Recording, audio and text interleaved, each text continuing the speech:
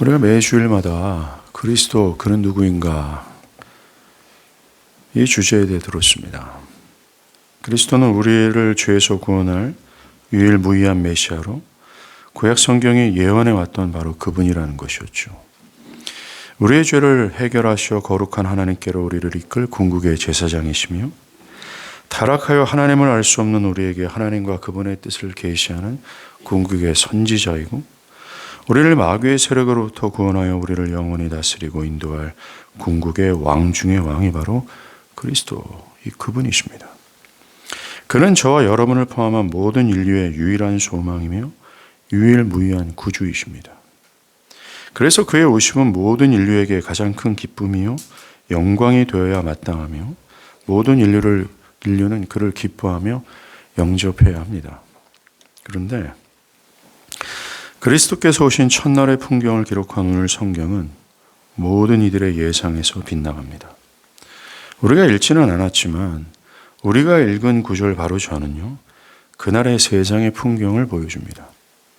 유일하신 구주께서 오신 그날은 안타깝게도 온 세상은 그리스도께서 오심에 대해서 관심을 기울이지 않았습니다.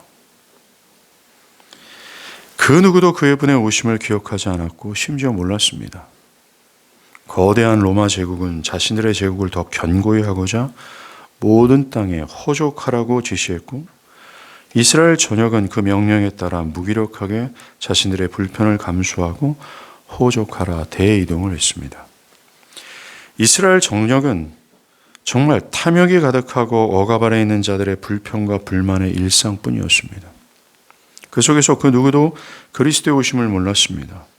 하나님께서 우리를 사랑하사 구하러 보내신 그 아들의 오심에 대해 관심을 기울일 여력이 없다고 말했을 뿐입니다. 먹고 살기도 빠듯한데 그럼 배부른 소리 그만하시오라는 태도였습니다. 꼭 현대인의 일상과 일치한다는 것이죠. 이러한 당시의 풍경은 구약의 역사를 압축해서 보여주는 것이라고 할 수 있습니다.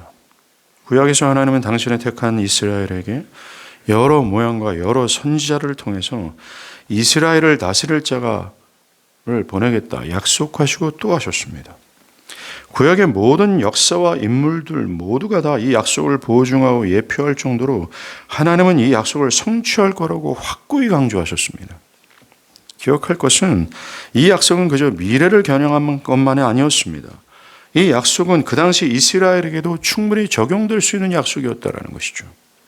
하나님께서 이 약속을 미래에 성취하시겠다고 확고히 약속하셨다는 것은 이 약속을 들은 그 당시의 현실에도 하나님이 약속을 붙들고 계시다는 것이고 그 약속을 놓지 않고 기억하여 그 현재의 시간에도 끌고 가신다는 의미가 되기 때문에 그렇습니다. 그것은 곧 하나님은 이 약속을 맺은 그 당시의 이스라엘을 그 현 시점에서도 붙들고 계시고 그들을 보고 계시고 그들을 기억하고 그들을 지키신다라고 쉽게 깨달아 알 수 있는 적용이었다라는 겁니다. 그래서 그들은 다른 것이 아니라 오직 하나님을 신뢰하고 하나님의 법에 순종하며 살아갈 수 있었습니다. 약속을 믿었다는 말입니다. 자 봐라, 이스라엘의 통치자는 하나님이시다. 그분은 천지를 창조하신 온 우주의 주인으로서 전능하신 분이시다. 그가 우리의 하나님으로서 그가 우리의 산성이시고 피할 산성이 되시고 그가 우리를 여전히 기억하시고 그 약속을 붙들고 계시고 우리를 끝까지 인도하시는 분이시다. 무엇이 걱정하겠냐? 다른 제국과 인간의 자구책을 의지할 필요가 뭐가 있냐? 철저하게 처절하게 그분을 의존한 상태에서 우리가 살아가자 라고 했을 만했다라는 것입니다. 그 약속을 믿었다는 말이죠. 그러나 이스라엘은 이 약속을 신뢰하지 않았고 하나님을 의지하지 않았습니다. 그래서 하나님의 법을 따라 살기보다는 이방의 제국을 의지했고 그들의 우상을 섬겼고 하나님께서 자신의 삶을 맡기기보다는 그저 세상의 흐름에 자신의 인생을 맡길 뿐이었습니다. 이들은 보이지 않는 하나님이 아니라 당장 현실적으로 보이는 여러 나라와 인간의 자구책을 의지했습니다. 이들은 수없이 그들을 사랑하사 반복해서 약속하시는 하나님의 언약을 향해 먹고 살기도 바쁜데 그럼 배부른 소리 그만하시오. 하나님을 의지한다고 떡이 생깁니까? 라는 태도였습니다. 불행하게도 이런 구약의 역사는 그리스도께서 태어났던 바로 그날에도 여전했습니다. 여러분은 어떻습니까? 여러분은 하나님의 약속을 믿고 그의 말씀을 따라 살아가고 계십니까? 아니면 여러분은 이들처럼 약속을 신뢰하지 못하고 있지는 않습니까? 그래서 하나님을 신뢰하여서 하나님의 법에 순종하기보다는 여러분이 손에 쥐고 있는 것을 스스로가 지키고자 하나님의 법에 불순종하고 있지는 않습니까?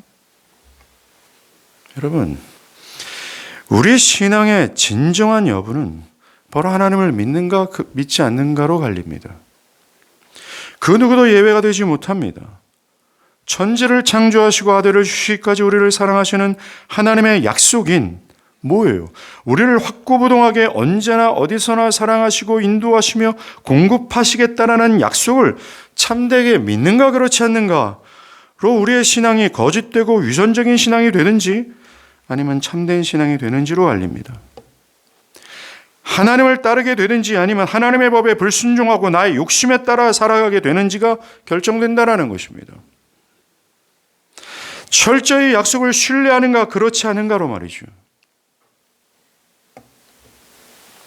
이 약속을 믿는가 그렇지 않는가는 여러분이 무엇을 선택하고 무엇을 결정하는 것으로 드러납니다. 여러분의 삶의 모습으로 쉽게 증명될 수 있다는 사실을 기억하십시오.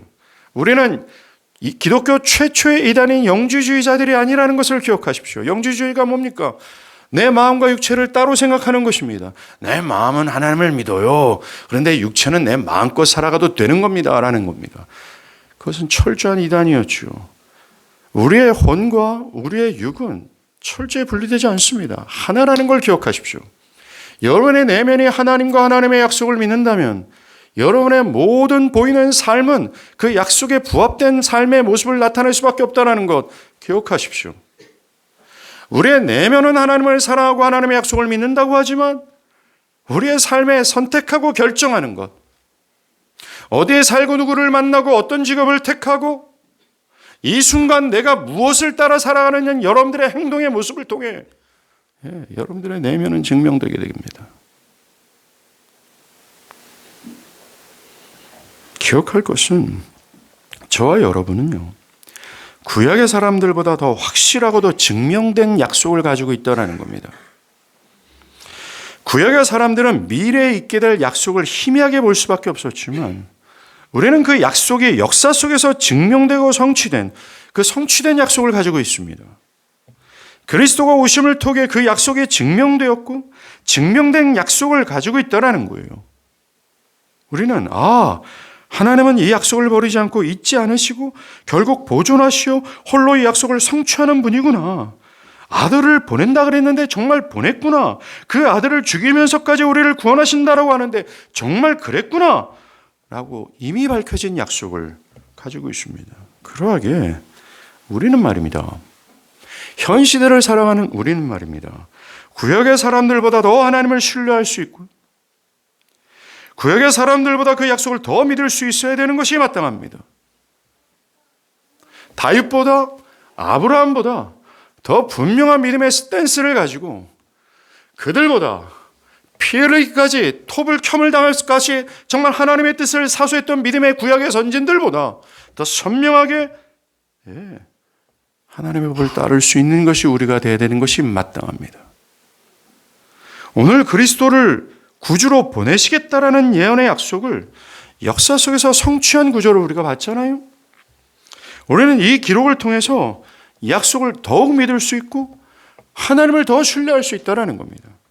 그와 함께 그를 더욱 따를 수 있는 충분한 근거를 가지고 있다는 겁니다. 그러니 정신을 차리고 우리 구주 되신 그리스도를 진실로 좀 따르십시오. 자, 이렇게 구약 역사는요, 메시아를 향한 하나님의 약속에 대해 믿지 않았고 관심을 기울이지 않았습니다.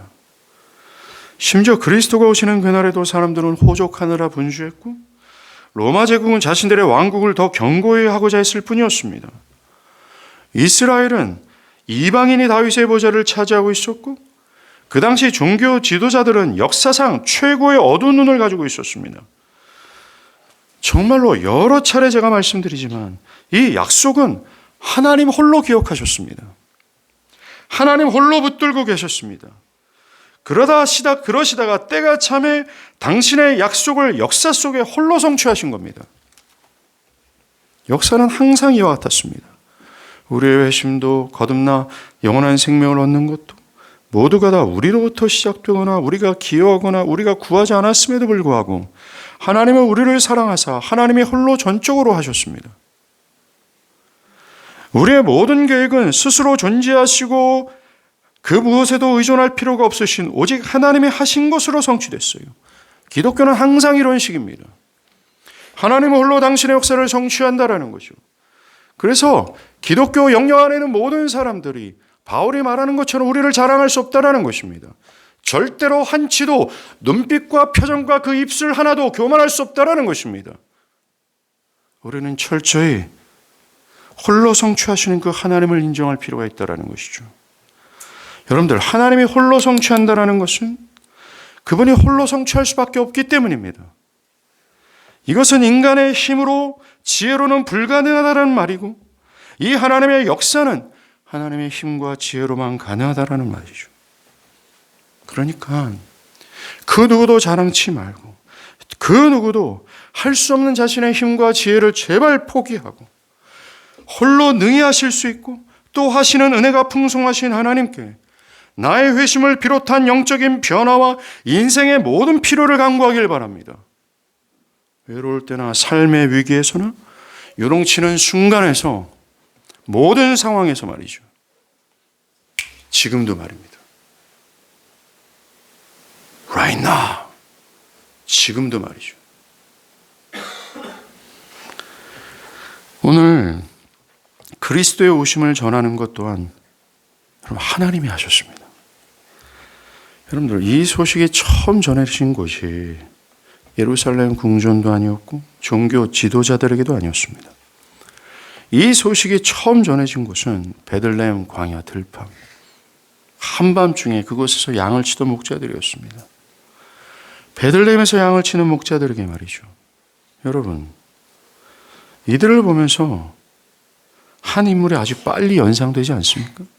베들레헴에서 양을 치는 목자. 여러분, 누가 떠오르십니까? 다윗입니다. 베들레헴은 다윗의 출생지였고 그곳에서 다윗은 양을 치는 목동이었습니다. 사무엘이 하나님의 명령으로 이새의 집안으로 가라. 그 아들들 중 한 명을 내가 메시아의 뿌리로 즉 왕으로 내가 기름을 부으겠다. 하나님의 명령으로 사무엘은 이새의 집안에 찾아갑니다. 한 명 기름 부으려고 할 때마다 하나님은 얘 아니다. 걔도 아니다.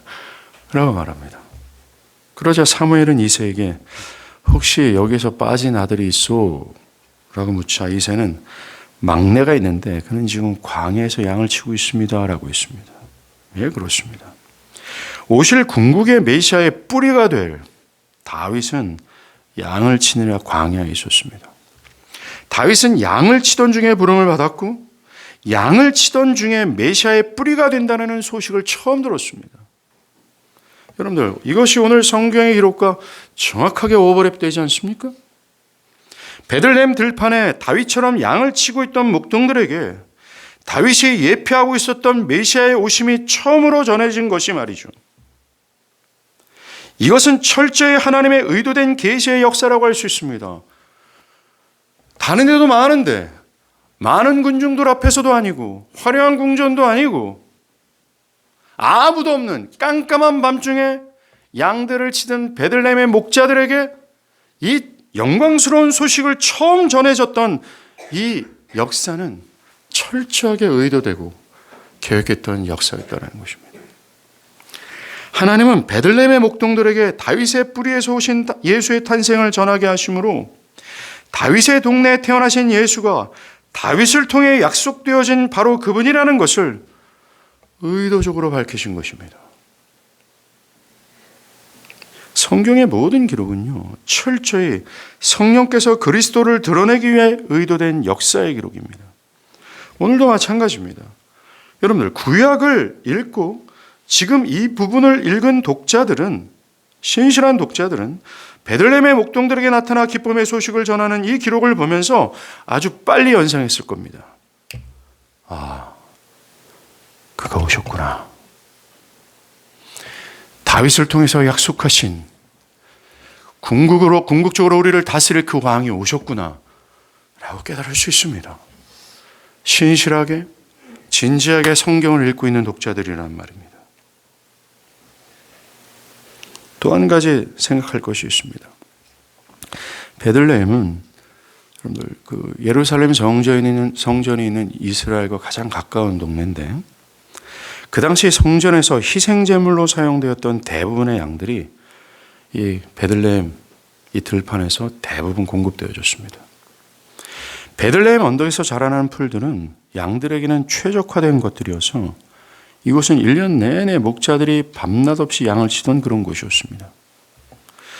성전에서 속죄제사에 사용되는 양들을 목양하는 이곳에 이 큰 기쁨의 소식이 처음으로 전환했다는 것, 이 우연의 일치가 아닙니다.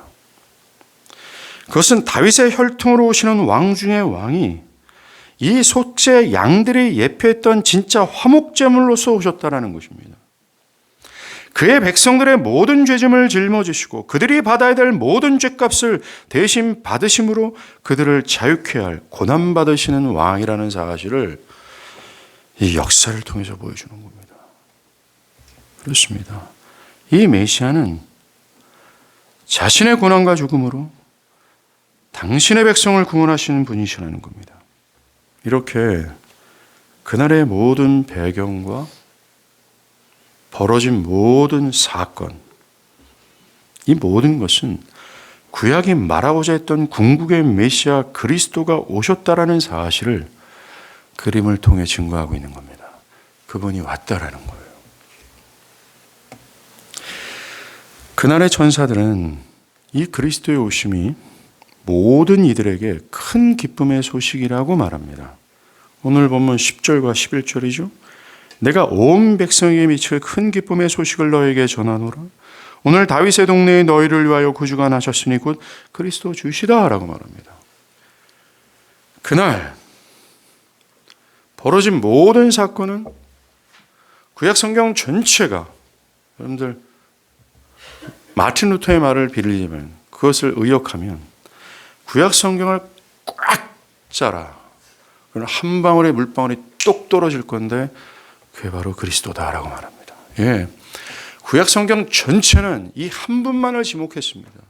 다른 어떤 것을 교훈하고자, 그것을 어떤 것을 드러내고자 하는 것이 의도가 전혀 없고 오직 그리스도 예수만을 드러내고자 했다는 겁니다. 모든 선지자는 그리스도의 오심을 지목하고 있었고, 창조의 기록과 모든 신비로운 모든 기적 사역은 그리스도를 다 주목하고 있었습니다. 꽉 짜고요. 그런데 오늘 성경은 말합니다. 베들레헴의 목자들에게 그가 오셨음을 말하고 있어요. 한 방울이 똑 떨어진 거죠. 그 한 방울은 모든 인류를 충분히 살릴 수 있는, 그들의 모든 죄악된 결핍을 해결할 수 있는 한 방울이었어요. 그가 오셨다. 그러면서 그의 오심에 대해서 천사는 거침없이 얘기합니다. 내가 온 백성에게 미칠 큰 기쁨의 소식을 너에게 전한다 라고 말이죠. 천사는 구주의 탄생을 온 백성에게 미칠 큰 기쁨의 좋은 소식이라고 말합니다. 매우 큰 흥분과 기쁨을 가져다 줄 소식이라고 말하는 거죠. 다르게 말하면 지금껏 고대하고 기다렸던 소식이라고 말하는 겁니다. 그리고 그 소식을 듣는 사람들에게 이 소식은 유익이 된다라고 말합니다. 좋은 소식이라고요. 오늘 천사가 전하는 큰 기쁨의 소식은 우리가 어떻게 하면 싸게 집을 구입해서 비싸게 팔 수 있는지에 대한 소식이 아니었습니다. 어떻게 하면 이 땅에서 성공해서 높아질 수 있는지를 전하는 소식도 아니었습니다. 어떻게 하면 마음에 드는 짝을 만나 결혼할 수 있는가에 대한 소식도 아니었습니다. 왜냐하면 이러한 소식은 그 기쁨의 소식이 아니기 때문에 그렇죠. 이것은 온 백성에게 미칠 만한, 그들에게 가장 큰 유익이 될 만한 소식이 아니었기 때문에 그렇습니다. 천사가 말하는 온 백성에게 미칠 가장 큰 기쁨의 좋은 소식은 딴 게 아니에요. 그들을 구원할 구주가 태어났다는 소식입니다. 이 기쁨의 좋은 소식은 첫 번째, 구약에서 예언된 것으로서 죄로 하나님과 원수되어 영원한 사망 아래 있는 모든 인류를 구원할 유일무이한 구원자가 오셨다라는 것이고, 이제 죄인들을 구원할 자가 오셨다라는 것으로서 영원한 사망 앞에 있는 모든 자들이 이제 생명으로 옮겨질 수 있는 기회의 문이 열렸다라는 것입니다. 이것이 큰 기쁨의 좋은 소식이라는 거예요. 그런데 오늘 천사가요, 이 영광의 소식이 누구에게 큰 기쁨의 소식이 되는지, 누구에게 이 소식이 유익함으로 다가오는 소식인지를 말해줍니다. 천사는 너희를 위하여 구주가 나셨다라고 말하죠. 너희라는 특정한 무리를 지목합니다. 천사가 너희를 위하여 구주가 나셨으니라는 구주란 우리를 죄에서 구원할 구원자를 뜻합니다. 그렇다면 여기서 천사가 지목한 너희, 구주의 오심을 크게 기뻐하고 구주의 오심이 가장 큰 유익이 되는 그 너희가 누군지를 분명히 알 수 있습니다. 누구예요?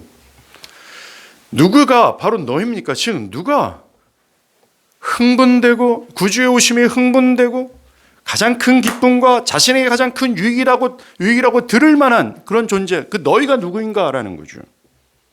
그것은 바로 구주가 필요한 사람입니다. 구주가 자신의 인생에서 가장 큰 유익이 되는 사람들이죠. 1차적으로는 모든 백성, 모든 인류입니다. 교회를 다니든 안 다니든 또 왕궁에 있든 빈민가에 있든 모든 유형의 사람들이죠. 왜요? 모든 인류가 죄로 인해 구주가 필요하기 때문입니다. 하나님을 반역함으로 영원한 형벌과 진노 아래 머물러 있기 때문입니다. 그래서 모든 인류는 구주가 필요한 너희이죠. 구주를 고대해야 하고 구주가 오셨음을 기뻐해야 되는 무리는 모든 인류가 맞습니다. 한 사람도 예외가 아닙니다. 그런데 현실적으로 한번 보십시오. 이 세상의 모든 사람들이 구주의 나심을 기뻐하지는 않습니다. 그래요? 어제 뉴스를 보는데 미국에서는 크리스마스에 새로운 문화가 형성이 됐대요. 캐피쉬를 먹는 거라고 얘기합니다. 크리스마스요, 우리 아이들이 얘기하는 것처럼 선물을 받는 날이고, 크리스마스는 남녀의 낭만이 가득한 날입니다. 구주와 전혀 상관이 없습니다. 오늘날 아주 많은 사람들이 구주의 오심에 참된 의미를 깨닫고 참되게 기뻐하기보다는 아주 많은 사람들이, 저는 대부분이라고 믿습니다. 대부분의 사람들이 구주의 나심을 기뻐하지는 않습니다. 모든 사람들이 그리스도의 오심을 흥분하고 또 기뻐하지 않습니다. 모든 사람들이 그리스도의 나심이 그들에게 기쁨 소식, 그들에게 유익이 되는 복음으로 듣지 않습니다. 왜요? 모든 사람들이 구원자의 필요성을 느끼지 않기 때문에 그렇습니다. 그래서 모든 사람들에게 이 소식이 기쁜 소식이 되지는 않습니다. 이들에게 구주의 오심은 먹고 살기도 빠듯한데 그런 소리 그만하셔 라는 반응일 뿐입니다. 그렇다면 구주의 나심이 누구에게 큰 기쁨의 좋은 소식으로 들리겠습니까? 그리스도의 오심이 누구에게 유익이 되는 소식으로 들리겠습니까? 그것은 자신이 구원자가 필요하다는 것을 절절히 느낀 죄인들입니다. 허물과 죄 가운데 있는 자들을 구원하러 오신 그 구주라면 자신이 허물과 죄 가운데 있어 영원한 사망에 직면해 있다라고 그것을 절절히 깨닫고 구원자를 갈망하고 고대했던 죄인들 뿐이라는 겁니다. 구원자의 오심이 자신의 인생에서 가장 필요한 것임을 깨닫고 고대했던 자들이죠. 그리스도가 자신의 현재와 미래의 가장 큰 유익이라고 깨달은 사람들입니다. 그들에게만 구주의 탄생이 기쁜 소식이 되는 거예요. 한마디로 참 그리스도인입니다. 이들에게 그리스도와 그분의 구원의 소식이 왜 가장 큰 기쁨 소식이 될까요? 그것은 그들이 죄와 사망에 있다는 사실을 깨닫고 그러한 상태가 얼마나 큰 슬픔과 두려움의 상태인지를 알았기 때문입니다. 나아가 그런 상태에 있는 자신의 힘과 지혜로는 구원할 수 없는 절망의 상태임을 알았기 때문입니다. 그래서 그들은 자신을 구원할 구원자를 간절히 고대했고 구주만 있다면 이라는 간절한 소망을 가졌던 사람들이에요. 자신이 할 수 없는 이 두려움과 저주의 상태에서 자신을 건질 자가 있다라는 것, 이들에게는 기쁨의 소식이 될 수밖에 없다는 것입니다. 이제 여러분의 몫입니다. 여러분은 이 크리스마스죠. 노엘, 구주의 탄생. 우리가 주일 저녁에 환호했던 이 크리스마스의 소식, 그리스도의 오심이라는 이 복음이 여러분에게는 큰 기쁨의 좋은 소식이 됩니까? 그리스도로 나 자신이 구원을 얻을 수 있다는 이 복음이 여러분에게 가장 큰 기쁨의 좋은 소식이 되었었나요? 지금도 되고 있습니까? 이 복음이 나의 삶에 가장 큰 영향을 끼친 것이 되었습니까? 또는 되고 있습니까? 그리스도께서 죄와 허물 가운데 있는 나 자신을 구하러 오셨구나. 그가 십자가에서 나의 모든 죄를 속량하시고 정말 자유롭고 미약한 나 자신을 당신의 소유로 삼고 나의 통치자로서 나의 주인으로 나의 삶을 현재로 이끌고 있구나 라는 이 굿뉴스가 나의 삶에 영향을 끼쳤고 나의 삶 전체를 지금도 핸들하고 있냔 말이에요. 여러분의 삶을 바꾸고 여러분의 삶을 좌우할 만큼 나의 전인을 흔들어 놓은 소식이냐 이거예요. 기독교의 복음이 말입니다. 여러분들, 우리는 이 질문에 답해야 돼요. 왜요? 오늘 천사가 그리스도의 오심을 뭐라고 얘기했습니까? 온 백성에게 미칠 큰 기쁨의 좋은 소식이라고 말했기 때문에 그렇습니다. 모든 자들을 흥분하고 감동시킬 수 있는 소식이다. 고대하고 기다렸던 자신의 전인을 유쾌하게 하는 소식이라고 전했기 때문에 그렇습니다.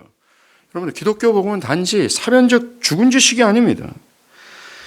어떤 사람들의 삶에 아무런 영향도 끼치지 못하는 소식이 아니에요. 그저 주일에 교회 가도록 하는 정도의 소식이 아니라는 겁니다.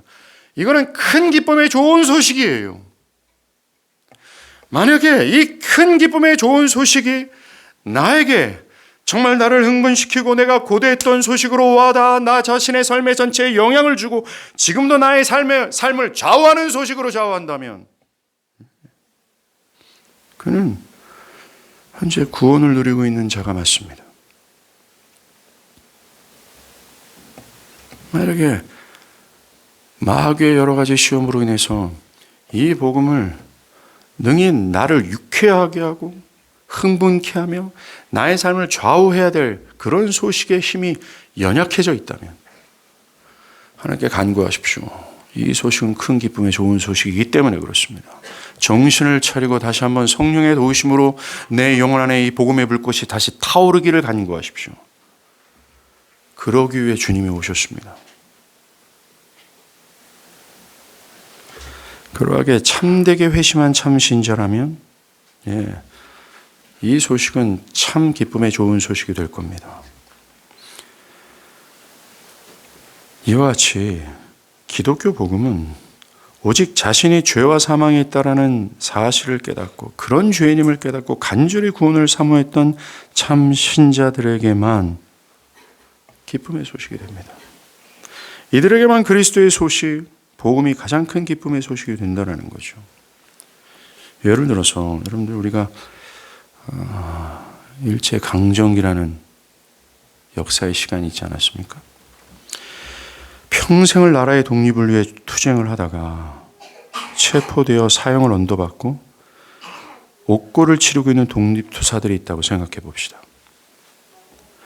그들은 옥에 갇혀서 죽을 날만 기다리고 있어요. 그러던 중 감옥의 창문을 통해 알 수 없는 사람이 낡은 라디오 하나를 던져줍니다. 독립투사들은 라디오를 고쳐서 주파수를 심혈을 기울여 맞춰요. 라디오 송신이 불분명하지만 현재 진행되고 있는 태평양 전쟁의 전황을 전해줍니다. 대표 전투 전황 군대가 전쟁에 밀리고 그러다 송신이 끊어집니다. 그 옥에 갇힌 자들에게 이 소식이야말로 큰 기쁨의 소식이 됩니다. 흥분의 소식이고 고대했던 소식이죠. 옥에 갇혀서 절망했던 이들은 이제 라디오에 들려오는 좋은 소식에 귀를 기울입니다. 그러던 어느 날 연합군이 히로시마, 투하에서 천황폐하가 상복하고 이제 전쟁이 끝났습니다. 이 소식은 나라의 독립을 위해 평생을 바쳤던 그들에게 매우 큰 흥분과 기쁨의 소식이 분명했습니다. 이들은 이 기쁨을 이기지 못했죠. 흥분합니다. 이와 같아요. 그리스도가 오셨다? 이제 그를 믿는 자는 구원을 얻는다라는 이 기독교의 핵심 진리가 기쁨의 소식이 되기 위해서는 이 소식을 듣는 자가 그 소식을 간절히 사모했어야 한다라는 겁니다. 많은 사람들이 아직까지 교회를 20년, 수십 년을 다녔음에도 불구하고 단 한 번도 자기 영혼 안에 그리스도가 오시는 것에 대해서 간절히 사모해 본 적이 없는 사람들이 교회 안에 주구장창 있습니다. 구원이라고 하는 기독교 교회에서 진리도록 들린, 진리 정도로 들렸던 이 구원은 그들에게 수십 년간 교회를 다녔음에도 불구하고 무관심의 대상이었어요. 그들이 바라는 기쁨의 소식은 내 자식새끼 잘 되고 직장이 잘 되고 사업이 잘 되고 내 육체가 잘 되는 것뿐이었어요. 그들은 그것을 간절히 듣기를 바랍니다. 그래서 그 기쁨의 소식이 들리면 그제서야 기뻐하고 흥분할 뿐입니다. 그런데 하나님께서 태초 전부터 아들을 계획하시고 아들을 보내시면서 그 아들을 십자가에서 죽이기까지 우리를 구원하셔서 우리에게 주시고자 하는 이 엄청난 선물을 고대하지 않아요.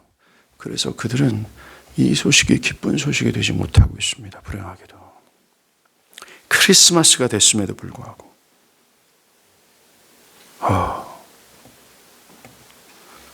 여러분들, 그리스도가 오셨다는 소식은 자신의 구원을 위해 그리스도를 찾아본 사람들에게 기쁨이 됩니다.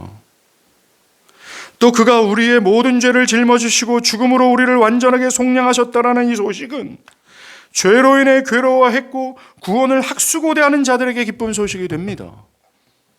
나아가 그리스도를 믿는 자, 영원히 의롭다함을 얻는다는 이 소식은 어떻게 해야 구원을 얻을 수 있는가라고 고뇌했던 자들에게 기쁨의 소식이 됩니다. 나아가 그리스도를 통해 하나님의 넘치는 사랑과 은혜를 절감했던 사람들이 이 소식에 흥분한다라는 거죠. 오직 성령으로 거듭난 참된 신자라는 겁니다.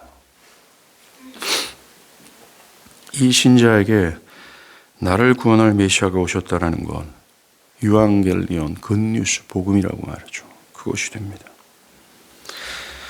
그리스도가 오신 그 일이 나와 별 상관이 없이 느껴진다면 그 사람에게는 결코 그리스도의 오심은 기쁨의 소식이 될 수 없습니다. 그들에겐 기독교의 복음은 그저 사변적이거나 그저 오랫동안 교회에서 질려버린 그런 소식에 불과합니다. 이 기독교의 핵심 진리가 자신에게 가장 큰 기쁨의 소식이 되지 못하고 그 복음이 자신의 인생에 영향을 주고 또 그것이 가장 큰 유익이 되지 못한 상태에 있다면 그가 현재 아무리 교회를 다닌다 해도 그는 성령으로 거듭나 예수를 믿어야 될 불신자입니다. 여러분에게 복음은 어떻습니까? 자, 이제 이 복음을 내 인생에서 가장 큰 기쁨의 소식으로 여기는 분들에게 말씀드리고자 합니다. 그리스도가 나의 인생에 가장 큰 유익이 되는 그러한 분입니다 라고 한 분들에게 말씀드립니다. 먼저 그분들은 인생 전체를 우리 구주 그리스도께 드리시고 그분을 따르십시오.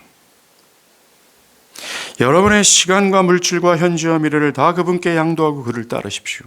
왠지 아세요? 그가 우리를 죄에서 속량하실 때, 즉 자신의 죽음으로 우리를 사셔서 하나님께 드리신 그리스도는 우리의 일부만 사서 하나님께 드린 것이 아니라 우리의 전부를, 우리에게 속한 모든 것을 그리스도의 피로 사서 하나님께 드리셨기 때문에 그렇습니다. 그래서 우리의 어떤 일부분만 하나님의 것이고 일부분은 나의 것이라고 여기지 않길 바랍니다. 여러분들의 시간과 물질, 육체, 현재 일과 미래의 모든 일, 그거보다 더 중요한 건 여러분의 중심이라는 사실을 제발 기억하십시오. 아까도 제가 초반에 말씀드린 것처럼 우리는 여전히 영지주의입니다. 영지주의의 결론은 위선이에요. 겉모습만 잘하면 되는 것입니다. 아니에요.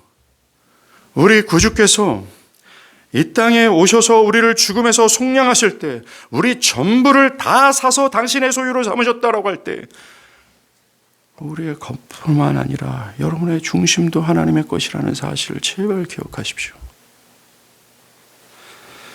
또 우리 구주 그리스도는 단지 우리의 구주이실 뿐만 아니라 우리 주인이시기 때문에 그렇습니다. 이것은 신구약 성경 전체가 강조하는 바입니다. 그리스도를 자신의 구주로 영접하는 것을 기쁨으로 여기는 자들에게 그리스도를 자신의 주인으로 섬겨야 한다라고 명령합니다. 이게 역사적 복음이에요. 그러니 내년 한 해도 변함없이 내 안에는 내 자신 전체가 나의 것이 아니라는 사실을 먼저 전제합시다. 여러분의 눈빛도 입술도 여러분의 생각과 감정과 여러분의 중심과 여러분의 숨쉬고 있는 박동하는 이 심장도 내 가정과 내 자녀와 내 일터와 내 안에 속해 있는 모든 것 여러분의 것이 한 가지도 없다는 걸 아시고 이것을 전제하고 그리스도를 따르길 간절히 바랍니다. 그게 이 기쁜 소식을 정말 기쁜 소식으로 여기는 자의 합당한 반응이라는 것을 명심해 주시기 바랍니다. 그리고 이 구주의 나심이 큰 기쁨의 소식이라고 여기는 분들에게 말씀드립니다. 여러분은 이 복음을 다른 사람들에게 전해야 합니다. 아니요. 전하지 않으면 견딜 수 없을 거예요. 그래서 전할 겁니다. 그것은 미련한 저도 마찬가지였고 지금 현재 교회에서 복음을 깨닫는 사람들의 모습을 통해서도 충분히 증거가 됩니다. 전하라 말하지 않아도 됩니다. 성령으로 거듭나 참 신자가 되었다면 그들은 전하지 않으면 견딜 수 없는 심정을 가지고 있습니다. 오늘 그래서 천사는 우리에게 우리가 전할 복음의 내용이 뭔지 누구에게 이 복음이 필요한지를 알려줍니다. 오늘 천사는 온 백성에게 미칠 큰 기쁨의 좋은 소식을 전하노라 하면서 이 소식이 온 백성에게 미칠 큰 기쁨의 소식이라고 말해요. 이 복음이 모든 유형의 사람들에게 영향을 줄 사람이라고 말한다는 것은 모든 유형의 사람들이 구원자가 필요한 죄인이라는 말과 같습니다. 돈이 많은 사람이든 가난한 사람이든 도덕적으로 뛰어난 사람이든 범죄자든 나이가 많은 이든 어떤 환경과 상황 가운데 있는 사람이든 그들 모두가 오늘 나신 구원자가 필요한 죄인이라는 말을 하고 있는 겁니다. 여러분의 자녀도 부모님도 형제 자매도 이 나라의 대통령과 가난한 노동자에게도 예외가 아닙니다. 모두가 죄의 형벌 아래 있고 모두가 하나님의 진노 아래 있는 죄인 중에 괴수이기 때문에 그들은 그들에게 보장되어 있는 미래는 영원한 사망일 뿐입니다. 화살처럼 날아가는 인생은 급히 지나가고 그 위에 그들에게 기다리는 건 영원한 죽음과 고통이죠. 그들 모두에게 구주의 나심은 좋은 소식이며 나아가 큰 유익의 소식입니다. 그들 모두가 죄의 저주에 완전히 사로잡혀 있고 그들 스스로는 자신을 구원해낼 수 없기 때문에 그렇습니다. 그래서 그들 모두가 오늘 나신 예수가 필요하다는 거죠. 그리고 이 모든 유형의 사람들 모두가 다 그리스도 구주를 통해 구원을 받을 수 있다라는 말입니다. 온 백성에게 미칠 큰 기쁨의 소식이라고 말하지 않습니까? 모든 유형의 사람들에게 미칠, 즉 모든 유형의 사람들에게 영향을 주고 그들에게 구원의 영향을 줄 소식이라고 말하고 있어요. 그 사람이 어떤 죄악을 저질렀든 간에 그가 고집스럽든 그의 인격이 이상하든 강팍하고 몹쓸 사람이라도 그가 믿고 회개하면 능히 구원을 받을 수 있다라고 말하는 겁니다. 능히 모든 유형의 사람들에게 영향을 끼칠 소식으로서 모두가 다 그리스도를 통해 구원을 받을 수 있다라는 얘기를 하는 거죠. 얼마나 영광스럽습니까? 오늘 천사가 10절에서 이 소식을 베들레헴의 목자들에게 딱 전하기 전이죠. 전하기 전에 했던 말이 있어요. 뭐예요? 무서워하지 말라라는 겁니다. 왜 무서워하지 말라고 했을까요? 그것은 율법에서 부정한 자가 하나님의 영광을 볼 경우에 죽는다 하는 사고가 있기 때문에 그렇습니다. 그래서 이사야 선지자도, 거룩했던 이사야 선지자도 하나님의 영광을 보고 뭐라 그랬어요? 화로다 나여 망하게 되었더라. 나는 입술이 부정한 자요 입술이 부정한 백성 중에 거하면서 만군의 여호와이신 왕을 배움나이다 라고 한 겁니다. 그래서 구약의 사람들은 자신들이 정결하지 않으면 거룩하신 하나님께 나아가지 못한다라는 것을 확신했어요. 그렇습니다. 베들레헴 목자들도 이와 같이 율법적 사고 속에서 자신들에게 나타난 하늘의 영광을 보고 두려워할 수밖에 없었어요. 자신들이 얼마나 부정한 죄인인지를 알았고, 그래서 자신들이 이제 영광 앞에서 죽을 수밖에 없다는 것을 느꼈을 것이 분명합니다. 그래서 천사가 그들 향해 두려워하지 말라라고 한 거예요. 두려워할 필요가 없다라는 겁니다. 그러면서 복음을 전해요. 이게 무슨 의미입니까? 이제 그 어떤 부정한 자도 이 복음으로 하나님께 나아갈 수 있다라는 말을 전한 겁니다. 어떤 부정한 자도 두려워할 필요가 없다. 그들에게 하나님께 구원을 받을 수 있는 길이 열렸다. 하나님께 그 부정한 자들이 하나님께 나아갈 수 있는 길이 열렸다. 강팍하고 고집스럽고 심지어 이방인이라 할지라도 하나님께 나아갈 수 있는 구원의 길이 열렸다. 두려워하지 말아라. 뭡니까? 오늘 나신 그리스도 예수를 통해 나아갈 수 있다라는 이 소식을 두려워하지 말라를 통해서 얘기해 주는 겁니다. 모든 유형의 사람들이, 죄 아래에 있는 모든 사람들이 구원을 받을 수 있는 길은 오직 그리스도를 붙들고 그를 모셔 영접하는 것, 그거 하나입니다. 그를 믿는 것 하나라는 거죠. 누구든지 구원을 받을 수 있다 믿는다면 이라는 말을 하고 있는 겁니다. 이 천사가 말해준 복음입니다. 이것이 온 백성에게 미칠, 온 백성에게 영향을 줄 복음의 광대함이 보이지 않습니까? 복음의 어마어마한 힘이 보이지 않습니까? 모든 유류의 사람, 모든 부류의 사람들, 모든 유형의 사람들, 그 내면이 어떤지 전혀 상관없이 능히 구원한다 라는 거예요. 마치 이와 같이 말하는 것 같습니다. 그래, 다 와라. 다 와라. 어떤 죄인이든 상관없다. 다 와라. 차별이 없다. 가릴 게 없다. 오직 그리스도는 그리스도를 믿는 어떤 죄인도 구원하신다. 그는 오셨다. 그는 구원의 문을 여신다. 두려워할 필요 없다. 그의 구원은 실패가 없다. 그래, 다 와라. 이게 크리스마스의 첫 번째 소식이에요. 예, 이 천사는 이 땅에 교회 시대를 여는 그 시각에 첫 번째 복음의 메시지를 전한 겁니다. 이 복음의 메시지를 들어야 돼요. 그리고 이것을 들고 교회는 나가서 또 전해야 됩니다. 우리는 이 복음을 모든 유형의 사람들에게 전해야 되죠. 2000년 전 천사의 소식은 지금도 여전히 들려져야 돼요. 저와 여러분, 교회를 통해서 말입니다. 왜요? 오늘 오신 그리스도는 우리를 죄에서 구원하러 오셨기 때문입니다. 뿐만 아니라 지금도 여전히 구주가 필요한 죄인들이 우리 주변에 널려 있기 때문에 그렇습니다. 그들에게도 이 소식이 들려져야 된다는 거죠. 그러니 내년 한 해 전하십시다. 내년 한 해 이 큰 기쁨의 좋은 소식을 모든 부류의 사람들에게 영향을 끼칠 수 있는 이 복음의 능력을, 이 능력의 복음을 전합시다. 그들도 능히 이 복음을 듣고 구원을 얻을 수 있기 때문에 그래요. 오늘 오신 그리스도는 베들레헴과 같은 우리들의 죄와 삶을 끊고자 오셨어요. 오늘 성경 그가 오셨다라고 증거합니다. 우선적으로 우리는 오늘 이 성경의 증거를 통해 구약에서 예언하였던 그가 전 너무나 놀랍습니다. 이 구약 전체가 그리스도를 주목하고 있었고 그 주목하셨던 그리스도가 이 땅에 오셨다라는 이 사건 자체가 돌아버리게 하는 거죠. 저는 성탄 축하의 밤 때 그리스도의 오심과 맞물리는 모든 찬양의 가사들, 수화를 하든 모든 고백을 하든 소리를 지를 수밖에 없었습니다. 저는 소리를 안 지른 사람들이 비정상적이라고 생각을 하면서 그들을 정죄하는 마음으로 소리를 질렀습니다. 이때 어떻게 감탄하지 않을 수 있을까라는 겁니다. 특별히 수화 찬양할 때요. 2절인가 3절 가사 할 때 마음이 죽을 것 같았어요. 역시 건구 형제밖에 없구나.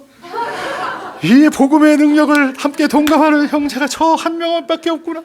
이 안타까운 마음에 교회여 일어나라. 여러분들, 이게 어마어마한 소식입니다. 이 어마어마한 소식이 2000년 전에 들려졌어요. 그분이 오셨어요. 구원의 문이 열렸습니다. 구원을 받을 필요가 있는 분들이 여기 있는 줄 저는 압니다. 이 큰 기쁨의 좋은 소식이 나를 흥분하지 못하고 있다면, 이것이 나의 삶에 엄청난 영향으로서 나의 인생 전체를 하나님께 드리지 못하고 있는 현 시점에 있는 영혼들이 있다면, 그런 사람들은, 그리고 이 긴급함의 소식을 전해준 그리스도를 위하여 그리스도를 위한 선택과 그리스도를 위한 결정을 하지 못하고 여전히 하나님의 법을 따르지 못하고 제 육체의 욕심에 따라 어떤 것을 선택하고 결정하는 사람들이 있다면 그리스도를 믿어야 될 사람들입니다. 그들의 교회가 아무리 친숙하다 할지라도, 교회 예배가 좋다고 말한다 할지라도, 그들은 아직까지 교회 밖에 있는 사람으로서 거듭나 그리스도를 믿어 신자가 되어야 될 불신자에 불과하다라는 사실을 기억하세요. 여러분들 언제까지 뒤로 미루지 마십시오. 여러분들이 10년 동안, 20년 동안에 교회에서 태어났다고 얘기합니까? 아무짝에도 쓸모없다라는 사실을 기억하십시오. 오늘 처음 인생에서 교회를 처음 났다 할지라도 여러분들이 이 순간 우리를 죄에서 구원하러 오신 그리스도를 믿는다면 30년 동안 교회 다니는 사람보다 더 앞설 수 있다는 것을 기억하십시오. 오직 믿음뿐입니다. 이 땅에 첫 복음을 들은 이 천사의 복음 앞에 믿음으로 반응하십시오. 믿기를 바라십시오. 그리고 그를 따르십시오. 기도하시겠습니다.